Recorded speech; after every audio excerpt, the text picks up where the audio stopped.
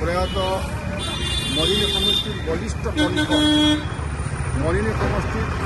18মা বিধায়কর পদ গ্রহণ করে মরিনী যে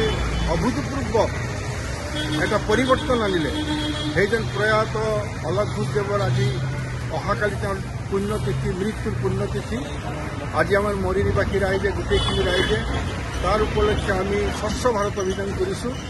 আর তেখেতে মৃত্যুর দুদিনের আগতে মোর লগত টেলিফোনত যেটো কথা পাতিছিলে বা অন্যান্য বিষয়বিলাকত যেটো কথা পাতিছিলে এটাই অনুভব কৰিছিল যে মৰিনী সমষ্টিতে এটা পৰিৱৰ্তনৰ বিমুখ দেখাটো এটা সংকল্প আছিলে পৰিৱৰ্তন কৰিম বুলি ভাবিছিলে সকলো দিশৰ পৰা পৰিৱৰ্তন ৰাজনৈতিক দিশৰ পৰা পৰিৱৰ্তন সামাজিক দিশৰ পৰা পৰিৱৰ্তন শিক্ষাৰ দিশৰ পৰা পৰিৱৰ্তন আৰ্থ সামাজিক দিশৰ পৰা পৰিৱৰ্তন আৰু এই পৰিৱৰ্তন তেওঁ সপোনত কৰি গৈছিলে আৰু 18 মাহে তাৰ যেটো কাম কৰিছে যে প্ৰতিফলন হৈছিল আমি প্ৰতিফলনটো দেখা পাইছিলোঁ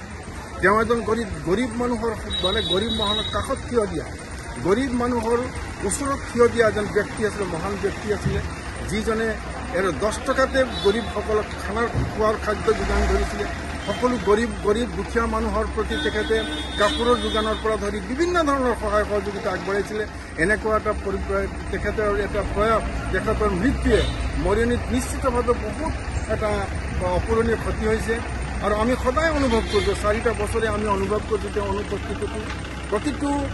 সামাজিক অনুষ্ঠানত প্ৰতিটো ৰাজনৈতিক অনুষ্ঠানত যেতিয়া আমি উপস্থিত হওঁ তেতিয়া অলক ঘোষৰ ছবিখন আমি মনলৈ আহি যায় আমি কি ধৰণে মৰিনী সমষ্টিটো পৰিৱৰ্তনৰ চিন্তা কৰিছিলোঁ আজি আমি আৰু এই পুণ্যতিথিত তেখেতৰ আত্মাৰ চিৰশান্তি কামনা কৰক আজি স্বচ্ছ ভাৰতৰ যোগেদি অহাকালিলৈকেও তেখেতৰ পুণ্যতিথিৰ উপলক্ষে বিভিন্ন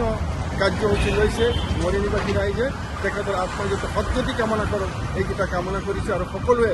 আজি আমি সমবেত হৈ তেখেতক আমি শ্ৰদ্ধা নিবেদন কৰিছোঁ ধন্যবাদ।